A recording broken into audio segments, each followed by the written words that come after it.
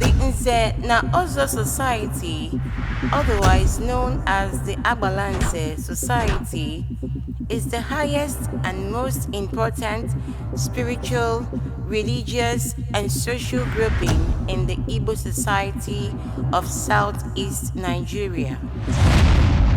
Initiation into the aristocratic Nze na Ozo society marks the person as nobility. To become Ozo implies that the title holder is now an Nze, implying a living spirit and an ancestor.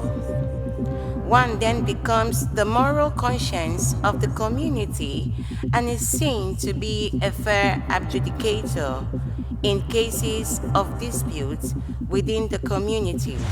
In times of crisis, most Igbo communities will rely on Ozo members for leadership. Categorization and grades of Ozo titles are different across Igbo communities. For example, with the exception of the Onitsha and Delta Igbo, certain titles of the Ozo, such as Ezana, may not be taken until the candidate was seen to have been a man. The basic precondition for such assessment was to ascertain whether the father of a candidate was still alive. If a candidate's father was still alive, the title could not be taken. In most parts of Igbo land, there are generally two major classes of Ozo. The first is Nnukwu Ozo, which consists of Dunu, Dim, and Ezana. In the second class of Ozo, referred to as Obele Ozo, consisting of Eyisi, Azuzo, and Okpala. This is however changed, with most Igbo communities being led by a senior Ozo holder. Today, we are in Nnobi, Anambra State, to witness another Ozo title taken in a grand style. My tailor is even here, sir. It's measuring for the occasion I told you about now. Hey, which occasion again? My brother, it's the Nze na Ozo title I told you about now. Bro. Who called it Ozo title now? My friend now, this Ozo title is going to be top-notch Ozo title. Like you have to be classy. It's an XS classical Ozo title. You have to have the IV, my bro. If you don't have the IV, you will not come in, Security, police everywhere. And you know it's happening at Anambra State. Anambra.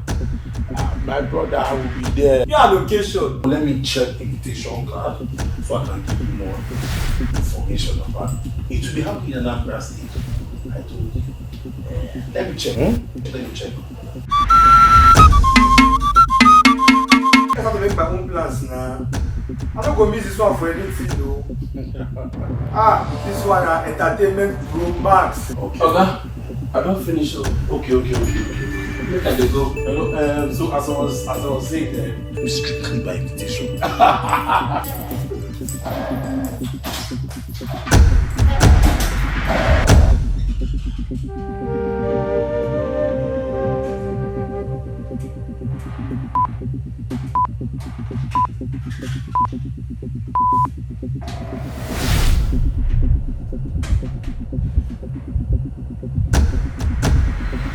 Who's that? Oganamio. I forgot my name, sir. Okay, sure, the dog after you. Yes, sir.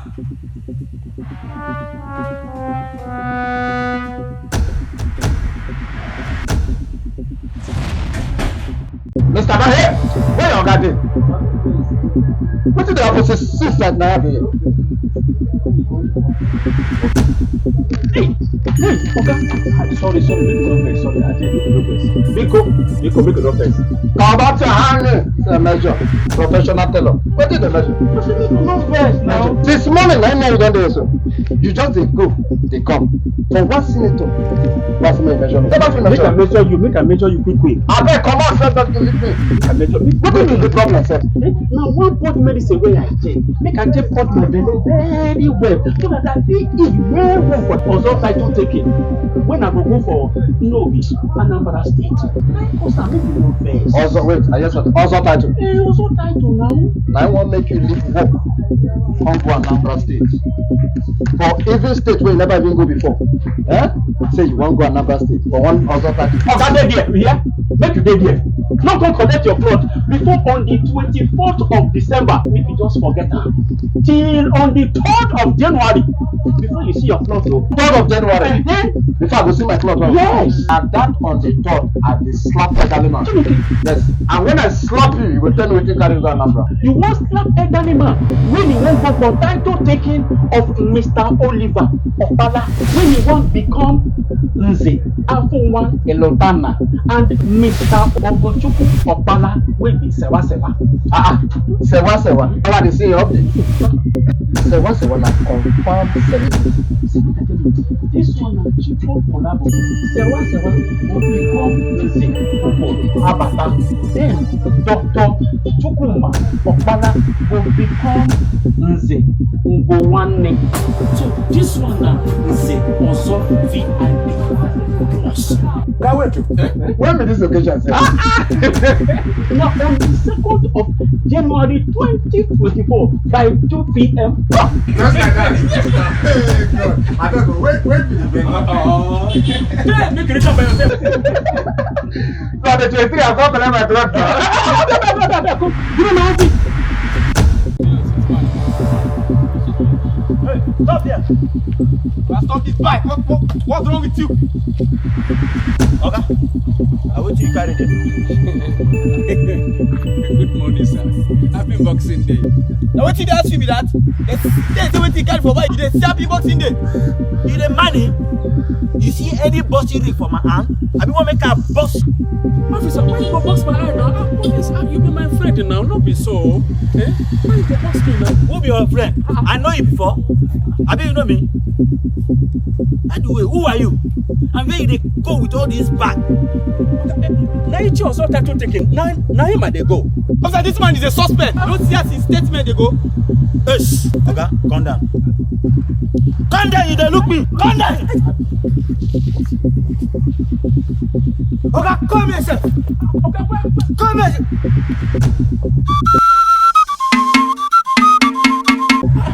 I don't know where they go. Okay? You say? I don't know where they go. No, you don't know where they go. The event of next year. Now you know they go this year. You imagine, this man is a prime suspect.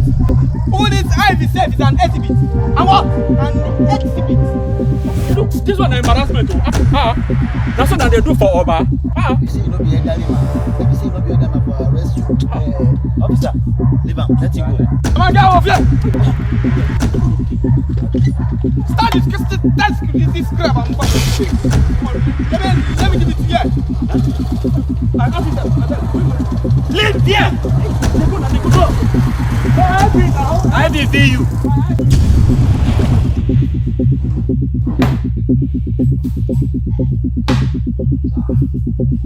Sometimes drop on the table now. Let's just stay down.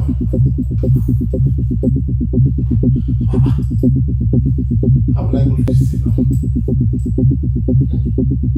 I promised my friend that would deal. Officer, come. Why you no wait for my instructor before you go pick that card? And tell me the reason why you pick the card. You don't know see that this card enter the vehicle. You secure the parameters. You are able to leave them for where? I hear that. But you no go follow me. Give me the card. Give me. You no go follow me. Okay, you be dismissed for password that your superior. Get out. Hola. Where you go? So, this one we no one wind like this. Happy New Year, sir.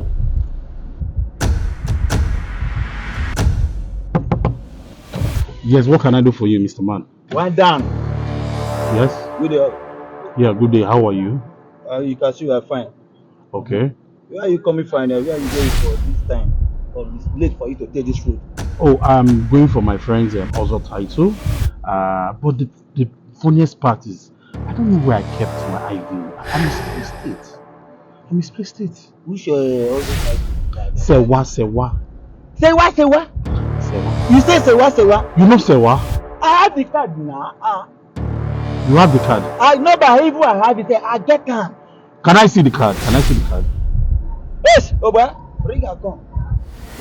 Such when I see for your way. Well, now one stupid old man will Sewa, yes. give me the card and say Sewa.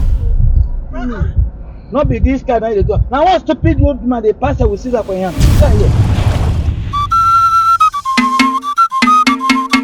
The family of Chief Edward Nze Opala Ezenagwoha of Umwezani Awoda Nnobi specially invite you to witness the prestigious Ichi Ozo of their sons, Mr. Oliver Opala Nze Afunwa Ilotana, Mr. Ogochukwu Opala Sewa Nze Ugu Abata, Dr. Chukwuka Opala Nze Ugonwanne into the National Council of Ndi Nze na Ozo of Nnobi.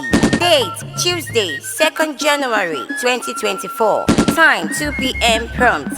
Venue the compound of Chief and Lolo Edward Nze Opala Ezenagwoha of Umwezani Village after St. Pius Catholic Church, Awoda Nnobi, Idemili South, Anambra State. A lot of Nollywood stars, dance groups, and masquerades will be there, including Ajofia Nnewi, RSVP 091 333 66124 080 837 08332 is a date to remember. Are you joking? Why is my name written there? How did you get your hand? I see something give you the shaft for me put on top and now you see how? You saw everything. Okay. Officer, listen to me, okay? Let's not get mixed up here. Protect me, let's go there, and I will pay you. Eh? Yes. Make I protect you, go there? Yes, protect me and I'll pay you handsomely. Yeah. I hope I know the problem don't dey. No problem. Now that one way they talk. We not able to protect you before you pay. If we not they protect you, you no go see this card. Officer. Hop in. Yes, hop in. Equal. Yes. Small officer, enter inside. We don't even they protect you. That way they talk. Let's go. Aye. It's not carry you come home. Today not better pass today. Today better pass today. That's not really.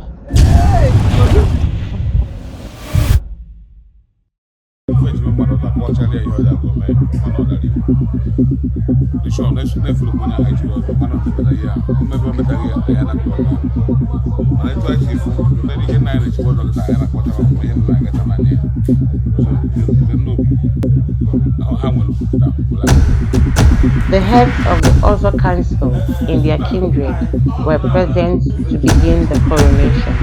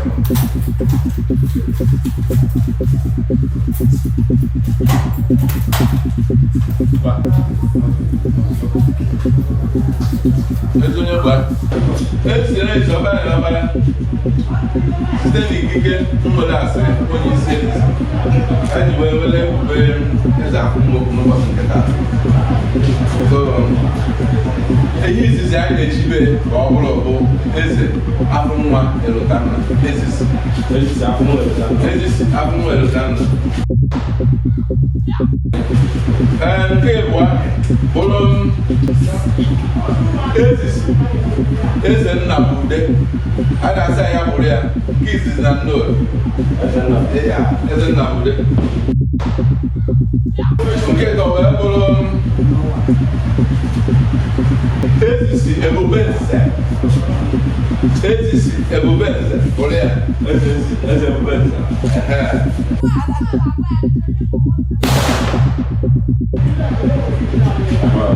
ezisi omelọla Nnobi bụrụ ya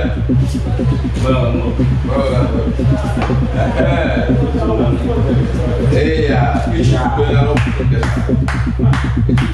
ngwa ezisi afọ nwa asa afọ nwa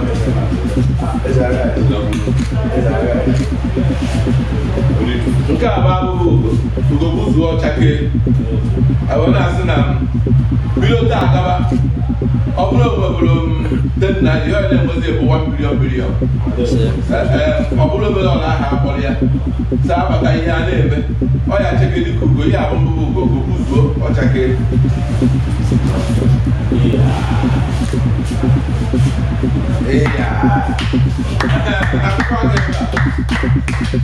nke a bụrụ agụ the symbol of authority ihe ji apịchasị onwe ka o siri dị maka na ochuzuo na-echuzuo so anyị na-enyekwu ya agụ iji gosi onye njem mba o jide nkụrụ na mba na-edelu mba ngwa eze afọ nwa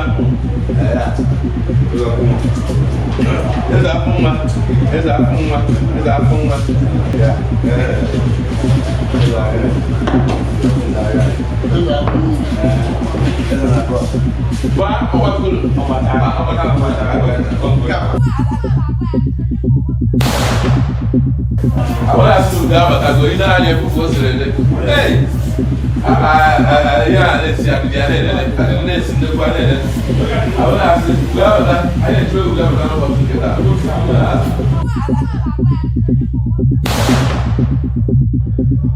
no puedo cenar que va a ver el fútbol no y el fútbol snatch ahora hace que por ya no va a quedar ya ife mere mma na-adị obi mma ahụ ife mere mma na-emebukwa mma n'ụbọchị nke taa ọ ga-asị gị bụrụ ife mere mma ọgbaba nke anyị ebi ya ọgbata obi ya anyị ebi ya ebichago obi ya ọgbata obi ya anyị ebi ya ebichago ebe ndị esi jebe obi ya ọgbata obi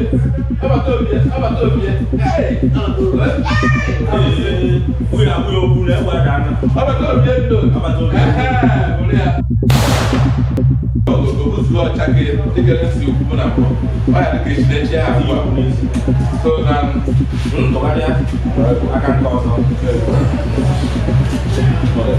so ọ ya ka ya n'ụbọchị nkụta ga-ebuzo na bụ ọchake ọgbata obi Nnobi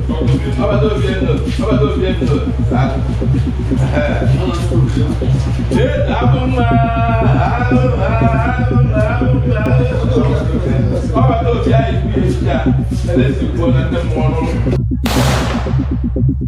ego a na-enu aka ihe dị mma na-abata ebe dị ọka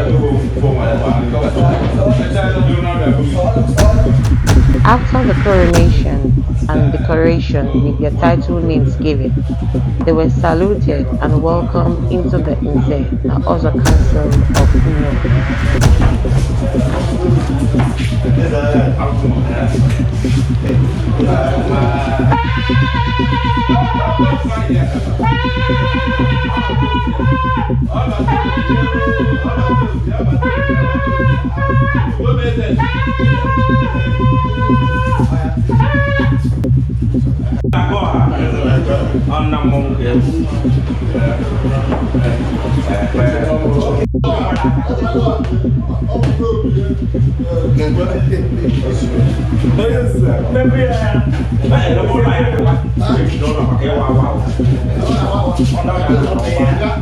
Apa tuh?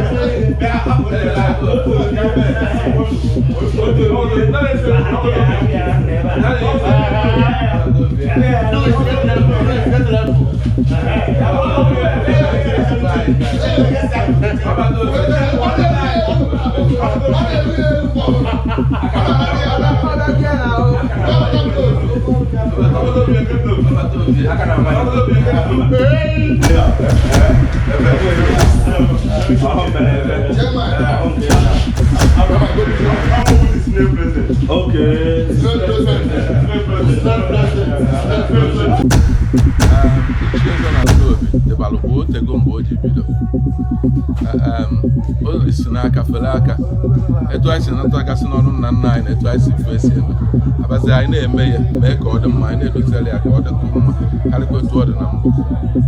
Ichi ọzọ bụ nnukwu ihe kachacha echichi a na-echi n'ala Igbo gboo.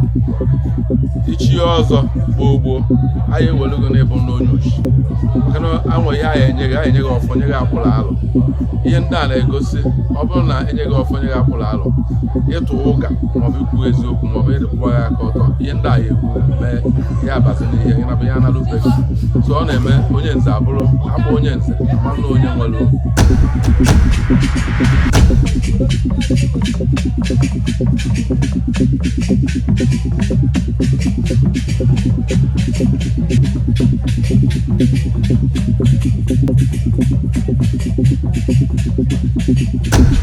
Different Nze, Ozo, and other dignitaries were in attendance to grace the occasion of the Ozo title taking of the Okala.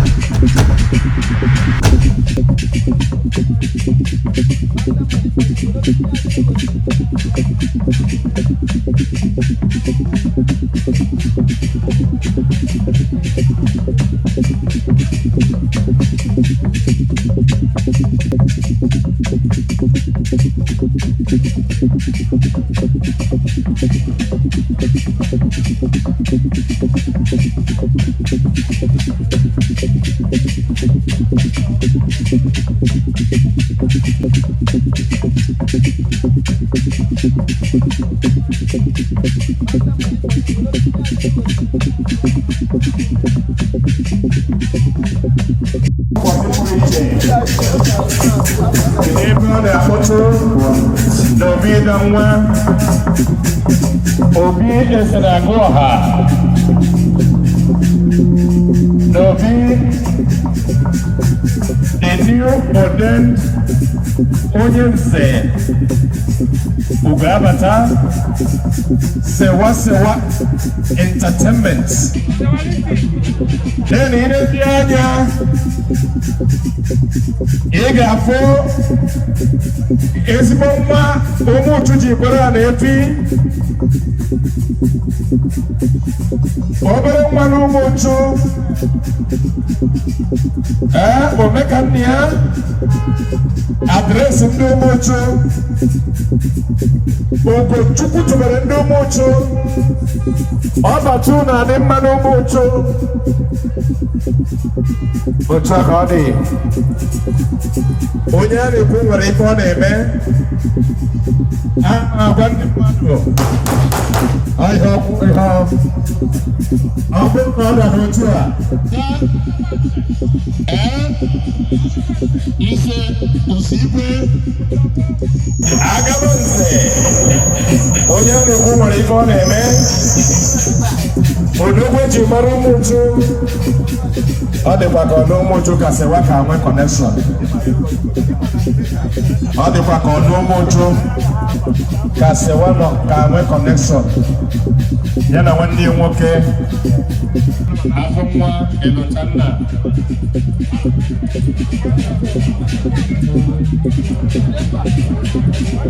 nwere onye ọzọ anyị na-ekele n'ụzọ pụrụ iche odogwu na Nnedo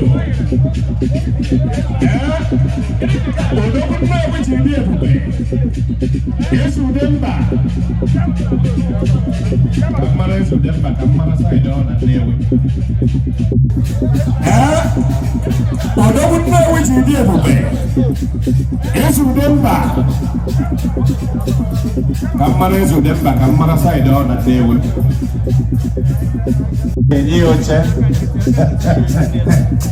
Hey,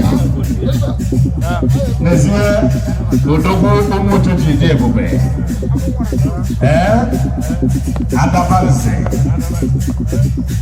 Odogo Ejiofo na Ejiofo dynasty mi ma bro bi asio na Gambia no Odogo no mutu Adaba oga de kwara gemma wondem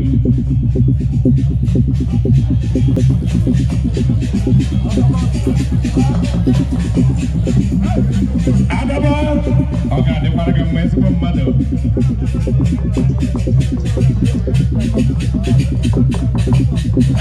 esudoka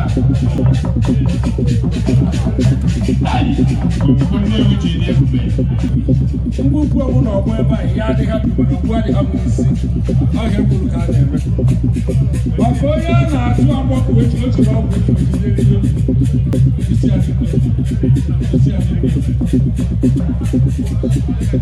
odogwu eji eme ọnụ eji eje mba ndị onye na-achị ya ọgbakọ na-achị bụ na achị aka pụọ ha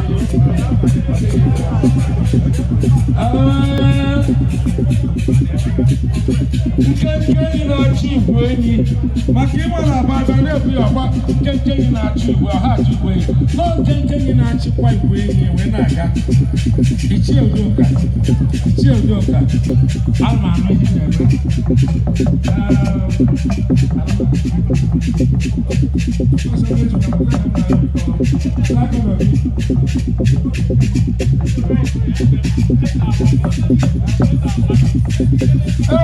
Amadi, ọ̀nà mẹ́tẹ́kọ̀ mọ̀lẹ́ kàkíá. Biko, afọ ebe ọ bụla ị na-abịa na o nwere onye na-achọ gị. Lekwa onye na mbata. Enweghị ọkụ blak dị na ya. Cha, nze na agụ eso ụra. Ka mbido n'onye nọ n'etiti. Ebe ebigo n'isi ya ama mụ n'ọdị ọka. Nwayọ ka anyị nabata mmadụ. Ọ nnabata ka ọ bụ ya nabata. Nabata.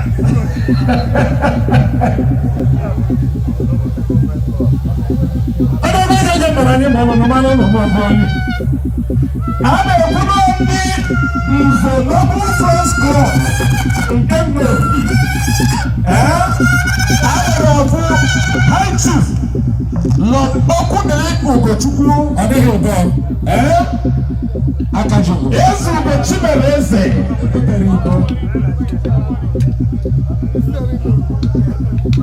Eze Chimere Eze ekele godogo ga-eji mgbe Akachi Ugo Nnobi. Akara ekuku bụ n'okele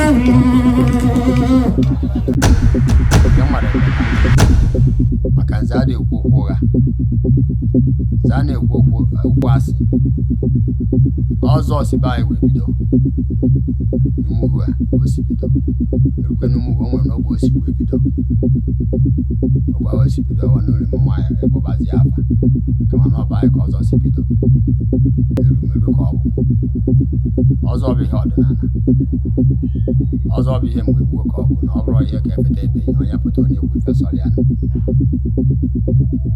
ebe na Anambra steeti ndị Anambra steeti ma ya bụ ọzọ okpuru eji aha na-ekwu n'isi efugosi akwụkwọ enu efugo akwụkwọ a na imesikwa everything ji eme na ibu okwu ọzọ bụ ebe House of Assembly asị onye efe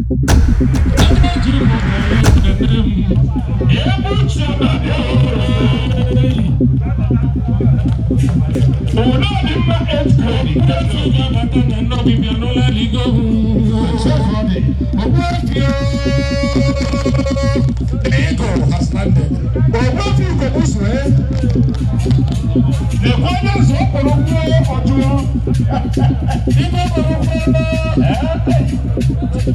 we can make it there.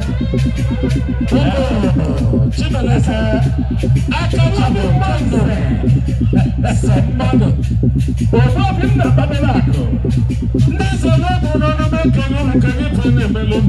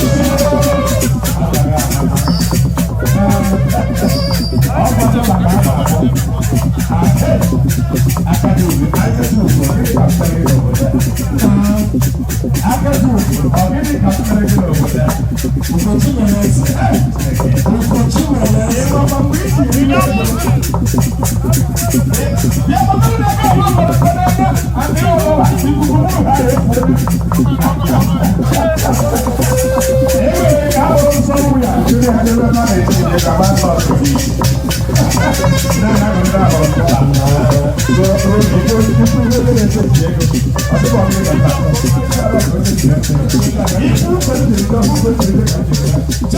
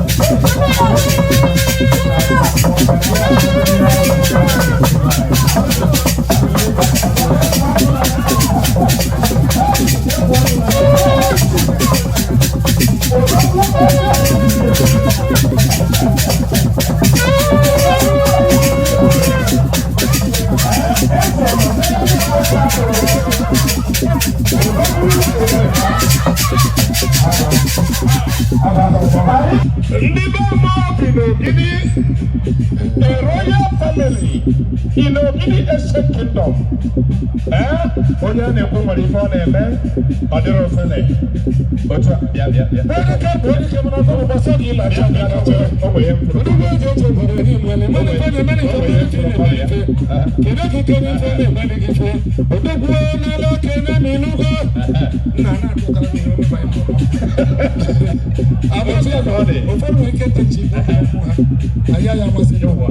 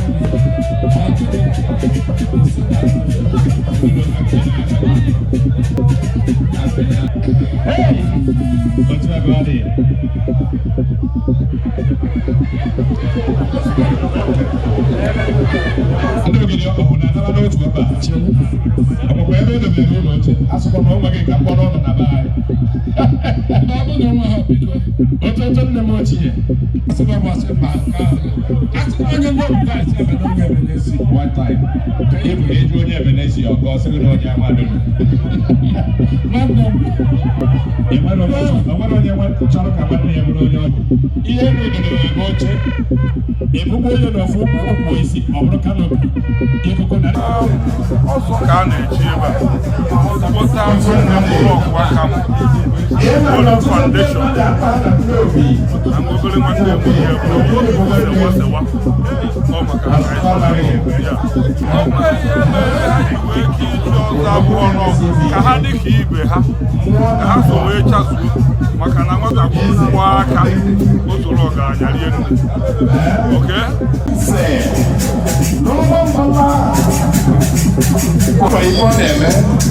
Nze n'ọnwa mbala afọdị mkpa afọ ogologo ime ị na-ekwu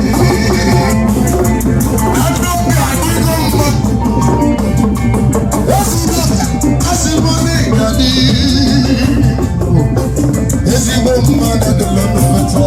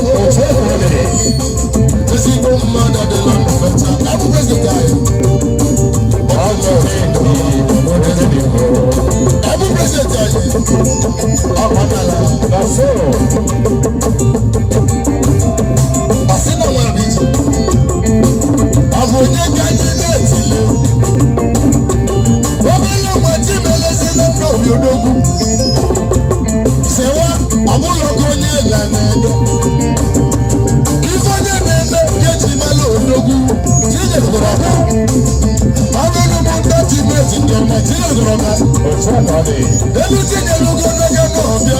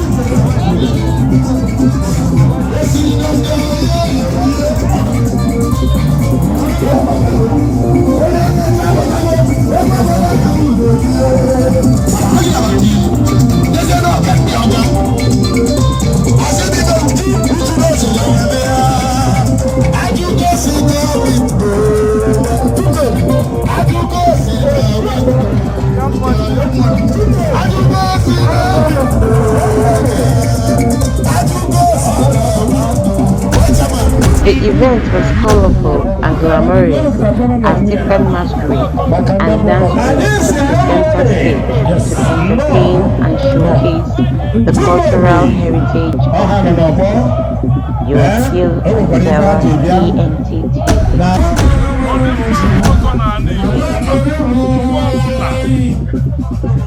Nwoke tozuru chi ọzọ n'Ozogo traditional military n'Ozogo na-eji a na-ekwu akapa so ọzọ dị ekwuta mmadụ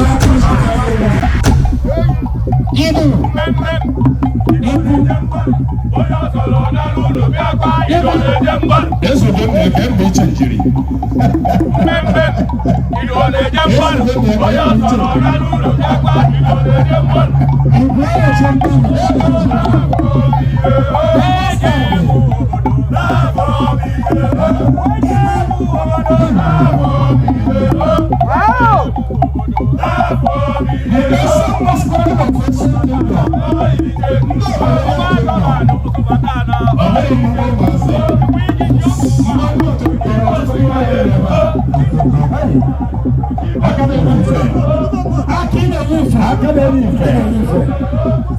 What's up, Gadi?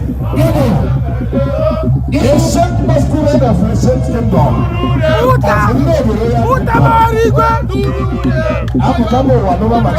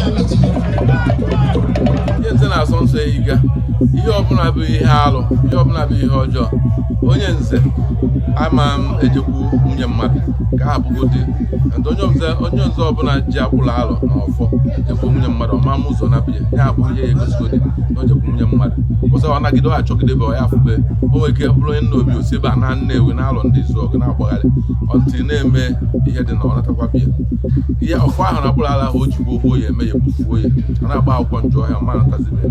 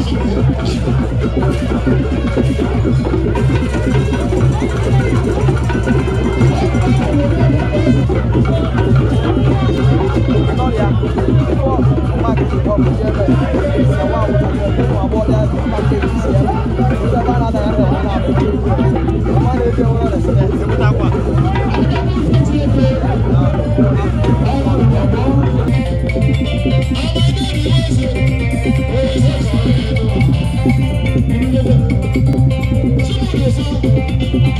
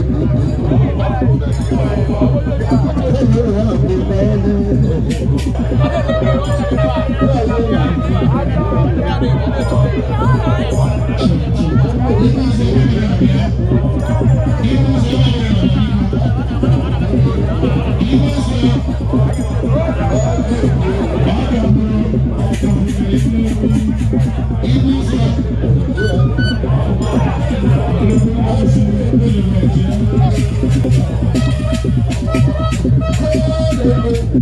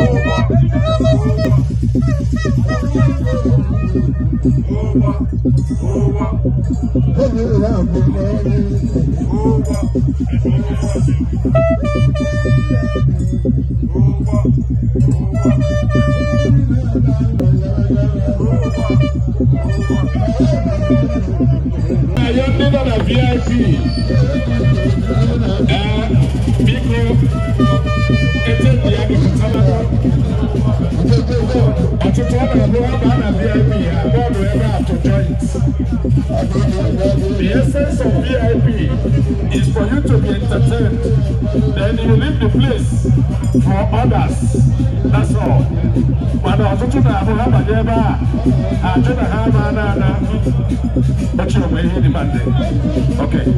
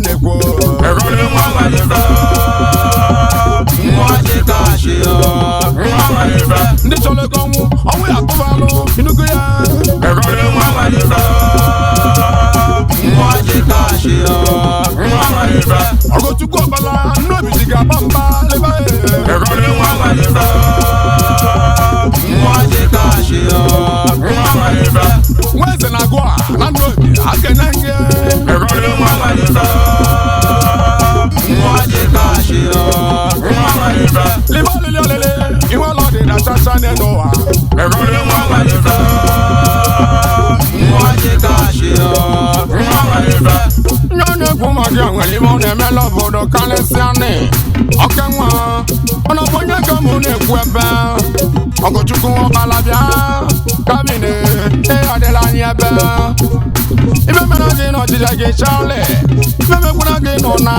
keneje na-abatala m onye chọrọ gị ndụ ya dị ebe ndụ n'elu ụwa ọgbakịsịrị ibe mọlị ma ọ mebere gị ọlịlị ọlịlị ya bụ nke gị ululubelubelube mmụọ Ọgọchukwu bịakịrịbe mmụọ ọnụ mekene gị n'ọgụrụgbo wa nne m ụlọ Ọgọchukwu ọbala na nwụda Nnobi ma ya na nne ya na nne ya na ụmụnne ya niile ebe a ji ebiri n'Ebonyi steeti Ọgọchukwu ebido ịgụ akwụkwọ ekwe onye nke ntị agụ ebe na ịhụ na anụgokwa nị ọ gụsịrị enwe pasị shaa mana tebe Lagos steeti ebe ọ na-achụ mbọ ọ na ebe oge na-agbọ mba ego na anụgokwa ya bụ Ọgọchukwu ọ chụkọtara nta ego na Lagos steeti mana ba Cameroon oge ada alalọla onwere ibe ọ na-eche onye na-eche echi ya na alalịkwa n'ụla jere dịka nwe eze dike nwa Ọgọchukwu nwanne m bịa gana na ya dịrị m dịka chie Nwoke n'ime ije ego o wee sigakwa ike ọ gaala ngana n'osi Cameroon natama maka na nwoke enwetara ibe ọ chọrọ na Cameroon ka ọ bụ nne na nna ya anya anya ka o ji nwee nata anya bụ Ọgọchukwu ọbara dụ anụgokwu ọnụ m mgbe o ji nwee natazia nne ya na nna ya belie obere ọgbakọtaba ego ebe ọ na-achụ nta ego nwoke lụrụ ibe niile a na-alụ alụ ọmakwụrụ kọndọktọ gba egwu ọfụma na street maka na o so na entertainers na-ewu eze mmanwụ odogwu nwa Ọgọchukwu ọbala mgbe ọ nọ na Lagos na akpata obere ego ji nwee na ASHA-OLU odogwu nwa oke nwa nwaka nwa odogwu nwa na Nnobi bịa n'ọnụ m ekene gị odogwu onye eze ado nwa nwụchacha ma eze ya bụrịla eze n'ọnya ka m na-ekwu ebe nwanne m Ọgọchukwu ọkpala bịa n'ụlọ ọnụ m nwana chụnta ego na Holland mana mmiri ma n'oyi ma na anwụ ọya dị ebere gị mma sewa daalụ ego amaka mana o nwere ego ka ego amaka ebe iji enu ego amaka mana o nwere ego ka ego ọmaka atụwala unu maka Ọgọchukwu ọ nọ na Holland wee bute ike na nwa oke nwa Nnobi ọya dịrị mma daalụ ọlụ o ji wee bute ike na Holland Ọgọchukwu ọbara sebasewa ka biliri Ọstra ebe ahụ ka ọ nọzi wee bute ike ka ike eji enwe abụọ na newspaper ego ka ego gị akarịghị ego Ọgọchukwu ego gị akarịghị ego Ọgọchukwu i nwere excess money Ọgọchukwu ọkpala nwa butere ike na nwa nwa bụ ike na nwa onye kwechi ya ekwene n'ụwa maka na faith is a substance of things hoped for, evidence of things not seen. Ọgọchukwu bọọlụ mama challenge site n'onwe mgbe ọbịa ọpụrụ nwere auction ya mee ka ọ mara n'egwu igwe na Scotland ị na-anụgokwu onu m Ọgọchukwu ọbala nwa na-emesiri ike na Scotland ka ọ nọzi wee na-enye ibe n'ebe na-eyi ibe ọnụụlọ onye ọcha ọra ịfụnanya kpala ya na ya wee biri ebe n'udo n'ọnwụ ma na-emebi ma maka mma ụwa maka mkpanị ọ dịzi m mọmụ bụlụ Ọgọchukwu ụwa maka mkpanị ụwa maka mma elu ụwa maka Ọgọchukwu gwara ọra ịfụnanya na ya bụrụ ya n'anya kama na ọ bụ mụ na onwe bananya gbawe bido nwa abụbọ onwe bananya n'ụwa asị obodo Scotland nata Ndi Igbo na wuda Nnobi ma gba nkwukwu olekwu na nugokwono gbanwe na shiakwa n'azụ na Scotland ebe ahụ ka ọrụ adị wee mụtali ya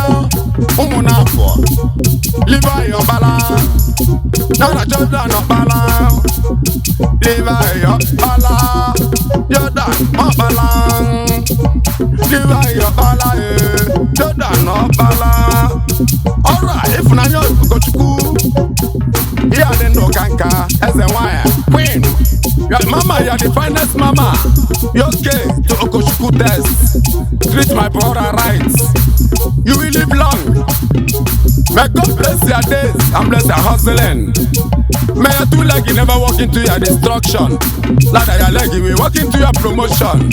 May God in heaven hear the word of your supplication and give you always a vindication. Now Jesus, amen. May God in ọjọ́ wọn na Nnobi wọn Nnobi di abamba nke ka nna kpọ.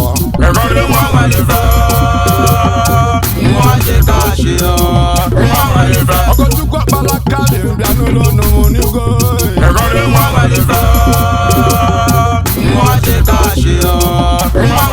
ọjọ́ wọn na Nnobi wọn Nnobi di abamba nke ka nna kpọ.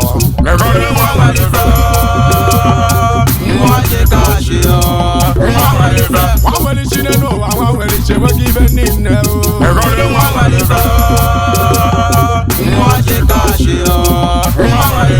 Onye chọrọ oge ndụ ya dị ndụ n'elu ụwa n'aka mụ na-ekwu.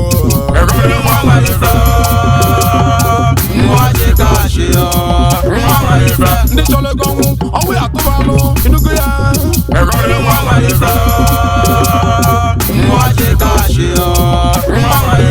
Ogochukwu Ọbala Nnobi ji ga-agba mba leba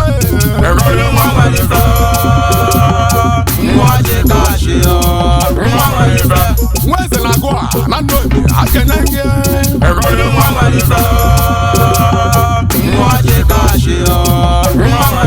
liva olili olili inwe ụlọ dị na chacha n'elu ụwa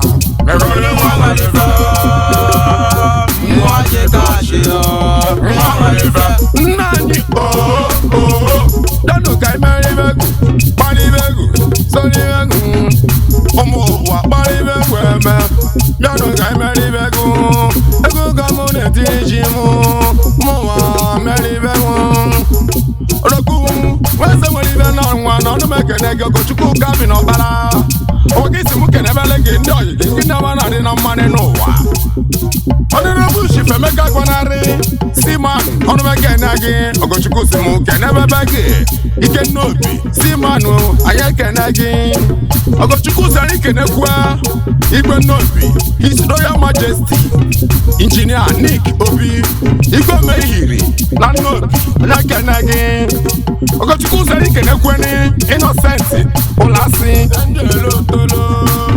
anyị kenebe gị ebe gaba n'ilu Ogochukwu na-ekene gị Ogochukwu si anyị kenekwe Chief Gozie a na-ekwe Igbo niile chiri ozu ome Nnobi ekenebe gị Ogochukwu si anyị duwe gaba n'itoli ebe alụlụ kedu maka Ugochukwu Nwankwọ anyị na-ekene gị Ugo Bondo one of Manchester United Kingdom ka imere ego ka anyị na-eme ụwa tụgharịba m egbu na mụ ụwa tụgharịba m Olisa mepere m ụzọ ego ka m bute ike Ogochukwu anyị kenere gị Odogwu Nnobi nwa Nnobi ji aba mba leba olili olili na enwela ọdịda ọmakesịrị mebele gị n'ụzọ ndụ gị niile oke nwa Nnobi daalụ Ogochukwu sịrị anyị kenebe Sinetọ Ifeanyi Patrick Ụba Capital Oil ebe Chukwu ụzọ na Nnewi anyị ekene gị onye adịrị gị mma Capital Oil na ihe adịla anyị Ogochukwu sịrị anyị kenebe kwue Uchenna Ọkafọ Pontus onye adịrị gị mma oke nwa na-ene ahị nwa ya adịrị mma anyị kenekwuru Chief Ernest Azụdalụ Obi Ejesi nwoke nwa nwere ibe onye Ọkịja Obi Jackson Ọsụọbịa na ya adịrị m Okechi echedakọkwa n'igwe Mwaje kashi Mwamalifa Oke mwana Nnobi ji abamba nke ka nna kpọ Egole Mwamalifa Mwaje kashi Mwamalifa Ogochukwu akpala kabi mbịa n'ụlọ n'ụmụ n'igwe Egole Mwamalifa Mwaje kashi Mwamalifa Oke mwana Nnobi ji abamba nke ka nna kpọ Egole Mwamalifa Mwaje kashi Mwamalifa Nwa nwere isi n'ụwa nwa nwere isi enweghị ibe niile Egole Mwamalifa Mwaje kashi Mwamalifa onye chọrọ dị ndụ ya dị ndụ n'ụwa nya ka mụ na-ekwu Egole Mwamalifa Mwaje kashi Mwamalifa ndị chọrọ ego ọnwụ ya tụbalụ inugu ya Egole Mwamalifa Mwaje kashi Mwamalifa Ogochukwu ọbala Nnobi ji ga-aba mba leba Egole Mwamalifa Mwaje kashi Mwamalifa Nwa eze na-agụ a na Nnobi akenye nye Egole Mwamalifa Mwaje kashi Mwamalifa leba ọdịdị ọlele inwela ọdịda chacha n'ụwa Egole Mwamalifa Mwaje kashi Mwamalifa Anu mo ya uje kwuru na UK anyị esigo UK mụ na ndị ego m nata na Nigeria ka anyị ga-enye Chukwu Olisa dote n'ibe niile a ga-eje tụ mma mma ka ijebe n'iru Olisa dị anya mma maka na o meka ekene ndịrị gị Chukwu n'ime imele m ndị bụ Chukwu nne ya enwere Chukwu nna Chukwu nwa na Chukwu mmụọ nsọ atọ n'ime otu dị ngozi nna n'ịdị nsesịa sọ gị na-edu ihe ndị ụmụ nsọ anyị aga ogige ido n'onyinye ndị ọsọ site n'iru wasa mmụọ gị ka ha wee wụọla anya alụ n'ọbụla ka onye nwe anyị Jesu Kristi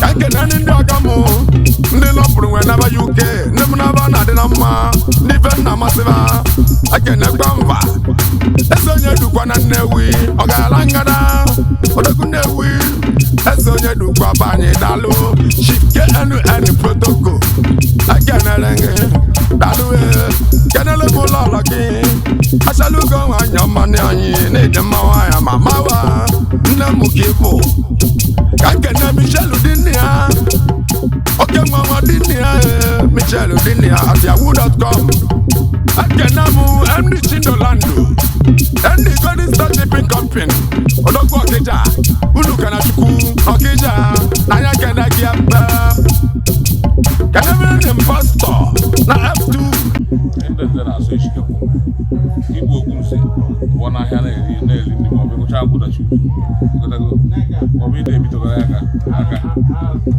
aka n'ihe nwezi n'ọrụ ọhịa Ndi Nze na-asọkarị ime ihe ezighị ezi ịnọ n'ahịa eri ndị bute okwu nze a maọbụ ịgụcha nkwụdachi ya ezi eji echụọ gị na nze ya bụzi onye nze maọbụ ịgba osi ala asị ilo mba na-ekwu okwu ije kwozi okwu kọba ihe ọzọ na-akọ ihe ọzọ ihe aka bụ na-akọsọ ọnwụ akụ enwe isi n'ọrụ nke dakwara Igbo Nze ndewo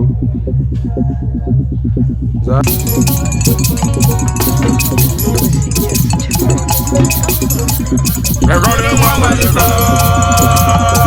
Mwaje kashi Mwamalifa Oke nwa na Nnobi ji abamba nke ka nna kpọ Egole Mwamalifa Mwaje kashi Mwamalifa Ogochukwu akpala kabi mbịa n'ụlọ n'ụmụ n'igwe Egole Mwamalifa Mwaje kashi Mwamalifa Oke nwa na Nnobi ji abamba nke ka nna kpọ Egole Mwamalifa Mwaje kashi Mwamalifa nwa nwere isi n'ụwa nwa nwere isi enweghị ibe niile Egole Mwamalifa Mwaje kashi Mwamalifa onye chọrọ oge ndụ ya dị ndụ n'ụwa nya ka mụ na-ekwu Egole Mwamalifa Mwaje kashi Mwamalifa ndị chọrọ ego ọnwụ ya tụbalụ inugu ya Egole Mwamalifa Mwaje kashi Mwamalifa Ogochukwu ọbala Nnobi ji ga-aba mba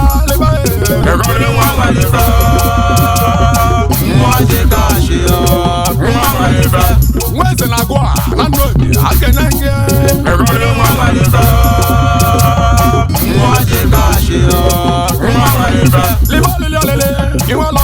ọcha n'ụwa megoro nwa nwere ife nwa dị ka achị nwa nwere ife nye ọ na-ekwu maka ya nwere ime ọ na-emela obodo karịsịa nị ọka nwa ọ na-abụ onye ka mụ na-ekwu ebe ọgọchukwu ọkpala bịa kabine adịla anyị ebe ibe mena gị n'ọchịcha gị chale ibe mekwuna gị nọ na jeneje na batalị m onye chọrọ gị ndụ ya dị ebe ndụ n'ụwa ọgbakịsịrị ibe mmalị ma ọ mebere gị ọlịlị ọlịlị ya bụ nke gị ululubelubelube mmụọ ọgọchukwu bịagịrịbe mmọnwụ ọnụ mekene gị n'ọgụrụgwowa nne m ụlọ ọgọchukwu ọkpala na nwụda Nnobi ma ya na nne ya na nne ya na ụmụnne ya niile ebe a ji ebiri n'Ebonyi steeti ọgọchukwu ebido ịgụ akwụkwọ nwekwa onye nkịta agụ ebe na ịhụ na anụgokwa nị ọ gụsịrị enwe pasị shaa mana tebe Lagos steeti ebe ọ na-achụ mbọ ọ na ebe oge na-akpọ mba ego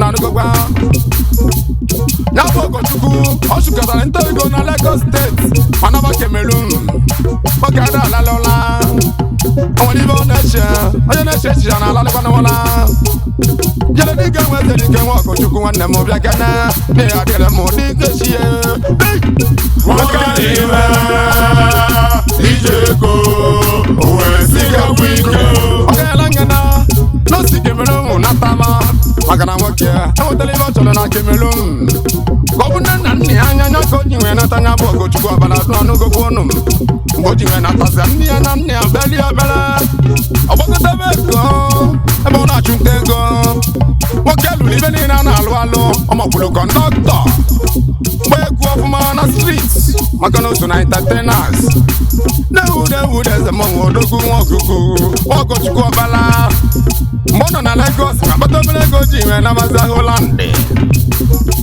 odogwu nwa oke nwa nwaka nwa odogwu nwa na Nnobi bịa n'ọnụ m ekene gị odogwu onye eze ada nwa nwụchacha ma eze ya bụrịla eze n'anya ka m na-ekwu ebe nwanne m ọgọchukwu ọkpala bịa n'ụlọ ọnụ m mana chụnta ego na ASHA-OLU mana mmiri ma n'oyi ma na anwụ ọ ya dị ebere gị mma sewa daalụ ego amaka mana o nwere ego ka ego amaka ebe iji enu ego amaka mana o nwere ego ka ọmaka ka gọvanọ unu maka ọgọchukwu ọ nọ na ASHA-OLU wee bute ike na nwa oke nwa nwanne obi nwa ya dịrị mma daalụ ọlụ o ji wee bute ike na ASHA-OLU ọgọchukwu ọbara sewasewa ka bilili ọstra ebe ahụ ka ọ nọzi wee bute ike ka ike eji enwe abụọ na newspepa ego ka ego gị akarịghị ego ọgọchukwu ego gị akarịghị ego ọgọchukwu iwere sesi mọni ọgọchukwu ọkpala nwa butere ike na nwa ya nwa bụ ike na nwa onye ekwechi ekwere n'ụwa maka na faith is a substance of things hoped for, evidence of things not seen. ọgọchukwu bọọlụ mama challenge site n'onwe mgbe ọbịa ọbụla o nwere auction ya mee ka ọ mara n'egwu igwe na Scotland ị na-anụgokwu ọnụ m ọgọchukwu ọkpala nwa na-emesiri ike na Scotland ka ọ nọzi wee na-enye ibe na-eyi ibe ọnụụlọ onye ọcha ọra ịfụnanya ọkpala ya na ya wee biri ebe n'udo n'ọnwụ ma na-emebi ma maka mma ụwa maka mkpani ọ dịzi m mụmụ bụlụ ọgọchukwu ụwa maka mkpani ụwa maka mma elu ụwa maka ọgọchukwu gwara ọra ịfụnanya na ya bụrụ ya n'anya kama na ọbụbụ na onweba n'anya gbanwe bido nwa abụbụ onweba n'anya n'ụwa a si obodo Scotland nata ndị Igbo na wuda Nnobi ma gba nkwukwuola egwu na anụgokwu ọnụ m gbanwa na chiakwa n'azụ na Scotland ebe ahụ ka ọra dị wee mụtara ya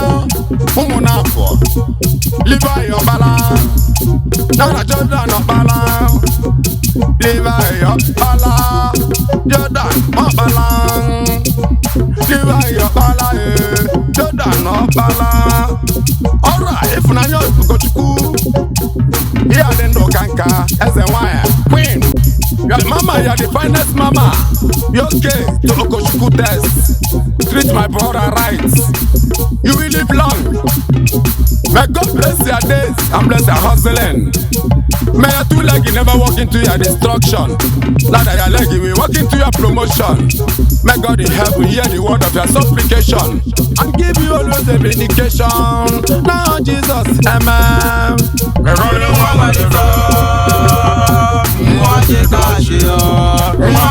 Ọjọ́ wọn na Nnobi, wọn Nnobi di abamba nke ka na akpọ.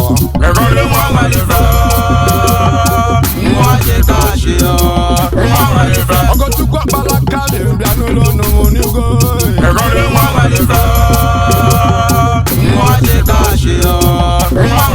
Ọjọ́ wọn na Nnobi, wọn Nnobi di abamba nke ka na akpọ.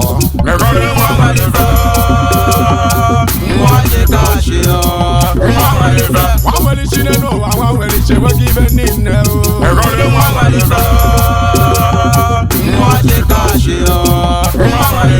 Onye chọrọ oge ndụ ya dị ndụ n'ụwa n'aka m na-ekwu.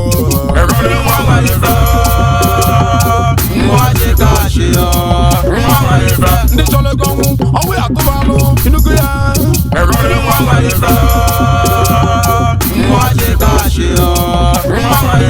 Ogochukwu ọbụla Nnobi ji ga-agba mba leba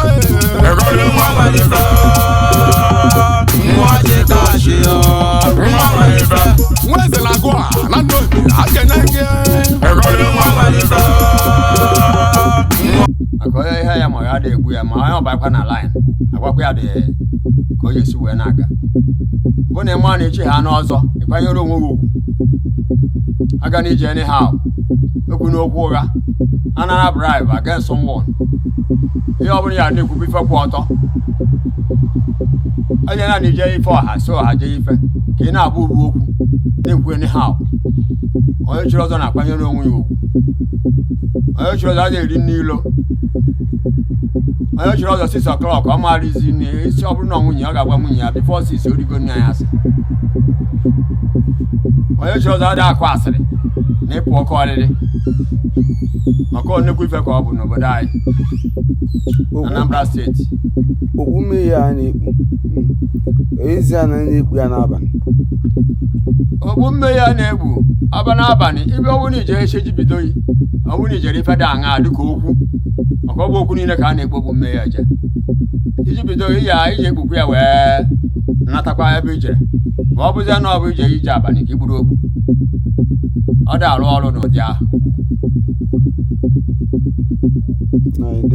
Ya onye adịrị mma ya